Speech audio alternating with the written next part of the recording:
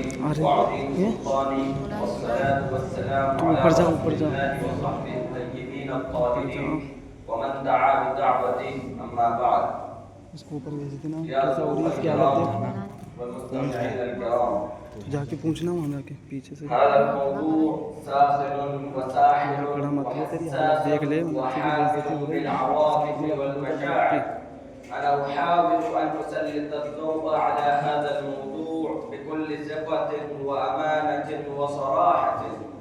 أنتم تعرفون جيدا أن المسجد الأقصى قضية المسلمين وذو النبوات والرسالات والأرض التي بارك فيها للعالمين، كما قال الله جل وعلا: سبحان الذي أسرى بعبده ليلا من المسجد الحرام إلى المسجد الأقصى الذي باركنا حوله. المسجد الأقصى ليس ملكا للفلسطينيين وحدهم، بل هو ملك للمسلمين جميعا. أيها المستمعون، من هذا المنطلق يجب أن يكون حرصنا على هذه القضية، ولذا المسجد الأقصى ينادينا: أيها المسلمون في أرجاء المعمورة، أنتم غارقون في ثبات عميق، ألا تعتبرونها قضية المسلمين كما أن اليهود في العالم يعتبرون إسرائيل دولة لهم، ولكنهم محتلون غاصبون غاشمون خائنون؟ أيها المسلمون، هبوا إلى تحرير المسجد الأقصى من براثن اليهود الضواري الهمجيين الوحشيين البربريين. أيها المستمعون، إن ضميري يخزني ويهزني، وقلبي يمتلئ بالعواطف والمشاعر الإيمانية، وهي تتدفق وتتموج وتتلاطم كأمواج البحار. وأقول: يا غزة، والله نستحي أن نخاطبكم، وكيف نخاطبكم ونحن الذين خذلناكم في أقصى محنة تمرون بها هذه الأيام؟ يا أهل غزة، سامحوا تقصيرنا العظيم عن القيام بواجب الأخوة وحقوق القرابة والقربى ومقتضيات وشائج اللحم والدم.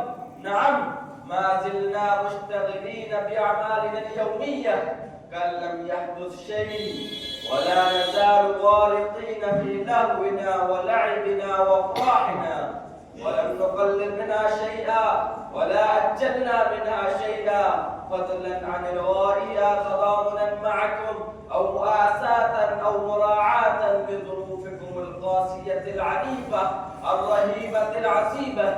يا إخواننا من غزة العزة، فإن جريمتنا من حقكم عظيمة.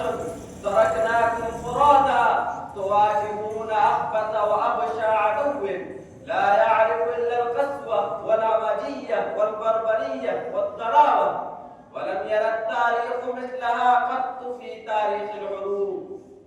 أيها المستمعون، صحيح ظروفنا لم تسمح لنا بأن نمدكم بالسلاح والعدة والعتاد. أسفا علينا، لقد عجزنا عن مساعدة الأسلحة، فمن هنا كان واجبا على الأمة أن تهب بعامتها وخاصتها وشبابها وشيوخها نصرة لكم. أيها الأحبة، أعتذر إليكم، لقد أصبحت عاطفيا، والواقع الذي لا ينكر ولا يرفض ولا يجحد أن الأقصى ينادينا وتنبعث منه هذه الكلمة التاريخية الواعية المؤمنة المجلجلة المدوية، تسأل وتزمجر. هذه هي الكلمة أيقظت زميل العالم الإسلامي وألهبت الشعلة الإيمانية التي كادت تخبو وتصير رمادا. أتعرفون ما هو نداء الأقصى؟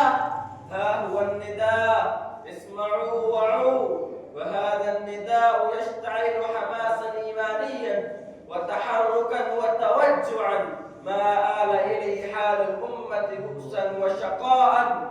قل إن كان آباؤكم وأبناؤكم وإخوانكم وأزواجكم وعشيرتكم وأموال اقترفتموها وتجارة تخشون كسادها ومساكن ترضونها أحب إليكم من الله ورسوله وجهاد في سبيله فتربصوا حتى يأتي الله بأمره. أيها الأحبة، هذه عواطفي ومشاعري وحاسيسي وانطباعاتي وابتساماتي وانعكاساتي التي قدمتها إليكم لتشعروا بواجبكم وتعتبروا قضية الأقصى قضية المسلمين، وما توفيقي إلا بالله.